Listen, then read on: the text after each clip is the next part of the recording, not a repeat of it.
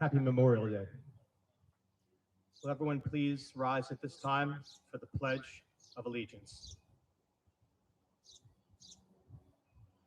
I pledge allegiance to the flag of the United States of America and to the republic which stands one nation under God, indivisible, with liberty and justice for all.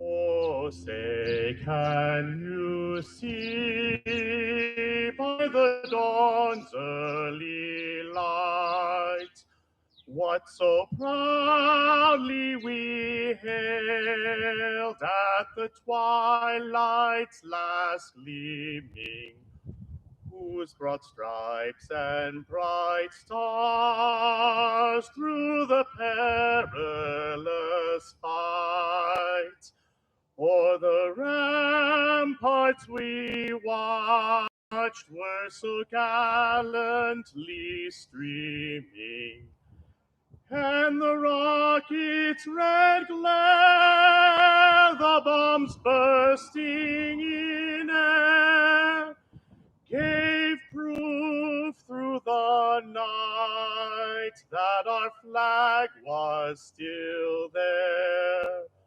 Oh, say does that star-spangled banner yet wave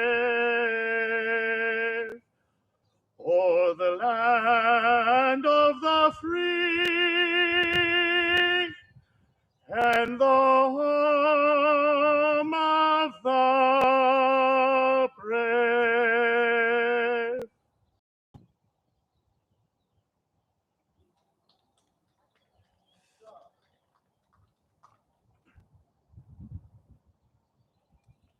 The following is the suggested 2020 Memorial Day speech by the American Legion.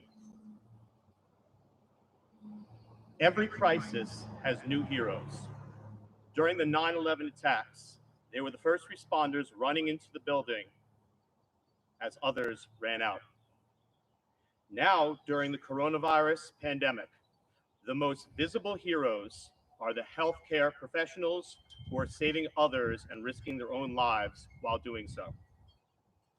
These heroes have much in common with the people that we honor today, America's fallen veterans. They are men and women who have sacrificed their own lives so others could live. They are both elite and ordinary. They are elite in the sense of character. Giving your life so others could live is the ultimate definition of selfless. They are ordinary in the fact that they represent the diverse fabric of our country.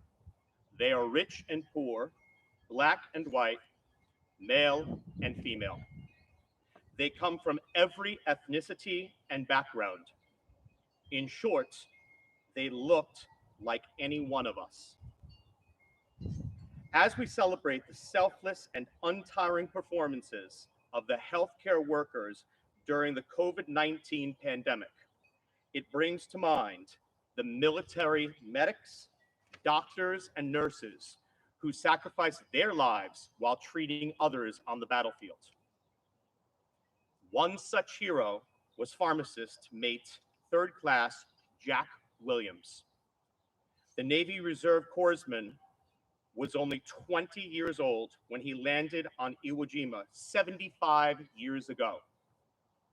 On March 3rd, 1945, James Naughton, a Marine in Williams' unit, was wounded by a grenade. While under intense enemy fire, Williams dragged Naughton to a shallow depression and treated his wounds. Williams used his own body as a screen and was shot 4 times, yet he continued. After he treated Naughton, Williams dressed his own wounds. He then proceeded to treat another Marine, despite his own immense pain. While heading to the rear, he was hit by a sniper's bullet and killed. For his actions, Petty Officer Williams was awarded the Medal of Honor. We also remember Army veterans like Lieutenant Sharon Lane. According to her biographer, Philip Bigler, Lieutenant Lane threw herself into her work as a nurse. While serving in Colorado, she requested a transfer to Vietnam. Quote, "There, at least, you are busy 12 hours a day, 6 or 7 days a week," she said in a 1968 letter to her parents. Her dedication was obvious, even as she treated enemy Viet Cong soldiers who would return the favor by kicking, cursing, and spitting at their American captors. In the early morning of June 8, 1969, Sharon's tour of duty ended. A Soviet-built rocket struck the hospital. Lieutenant Sharon Lane was killed in action at age 25. If she were still here, her skills as a nurse might still be benefiting us during the current crisis. But not all of the heroes working during the COVID-19 pandemic are in the healthcare industry. Grocers, first responders, delivery workers, and drive-through restaurant employees are just a few of the many people that we rely on to provide vital services for society while risking their own safety. The military also has heroes in every occupational field. Truck drivers, cooks, and administrative clerks have all paid the ultimate price. At sea, on land, or in the air, military service requires great risk. Roy Knight Jr. was a pilot in the United States Air Force. On May 19, 1967, he was shot down while attacking a target on the Ho Chi Minh Trail in Laos. He was posthumously promoted to colonel.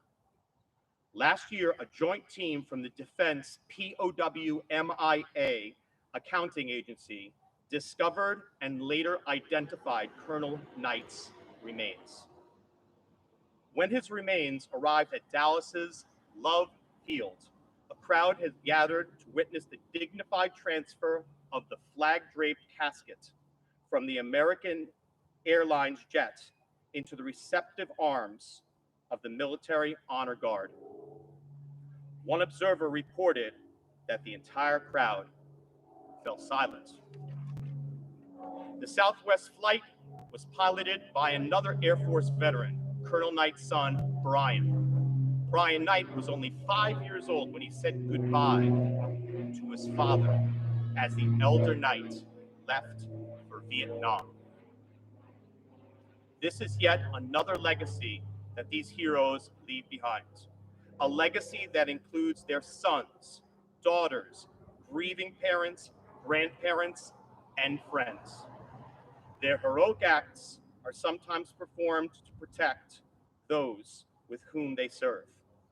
Corporal Jason Dunham was a squad leader with the 3rd Battalion, 7th Marines in Iraq. On April 14, 2004, his squad approached a Toyota Land Cruiser. After his squad discovered AK-47s in the vehicle, the enemy insurgents exited and engaged in hand-to-hand fighting with the unit. The driver dropped a grenade. To save his fellow Marines, Corporal Dunham made the ultimate sacrifice. He threw himself on the grenade and tried to use his helmet to shield the blast. Severely wounded by the grenade's fragments, Corporal Dunham was taken off life support 8 days later. Corporal Dunham died so other Marines could live. He too was awarded the Medal of Honor for his gallantry. Approximately 1 million men and women of the United States military have lost their lives in defense of our nation since the founding of this great republic. Not all have died from enemy fire. Some have died from diseases that have too often festered around war zones. Oftentimes, deaths from disease and accidents outnumbered casualties caused by enemy weapons. During the Spanish-American War, 60 soldiers of the all-black 24th Infantry Regiment volunteered to serve as nurses. 36 of them would later die of yellow fever or malaria. A generation later, the flu would kill nearly 16,000 US soldiers in France during World War I. Another 30,000 American service members died in stateside camps. These men and women could have isolated safely in their homes, but they knew they had an important job to do, a mission to accomplish. They were all on a mission to serve. Even when the enemy is an invisible virus or a microscopic germ, the sacrifices made are just as meaningful. The US military has already lost service members to COVID-19. This Memorial Day, as we continue to honor those who fell for us in battle, pause to remember those who have also sacrificed their lives while serving others.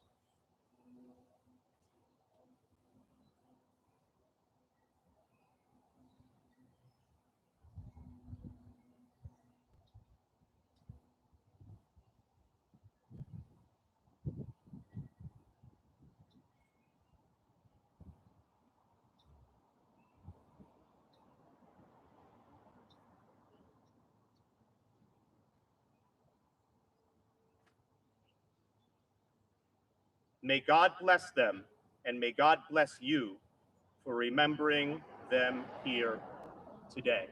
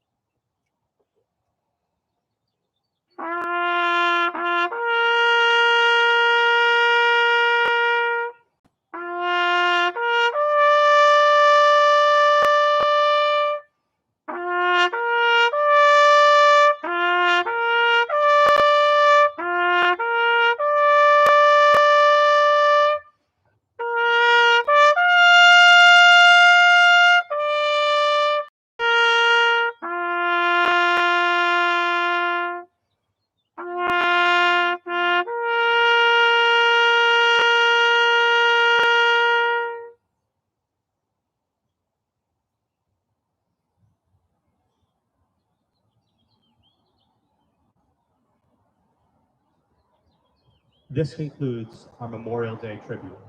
Thank you.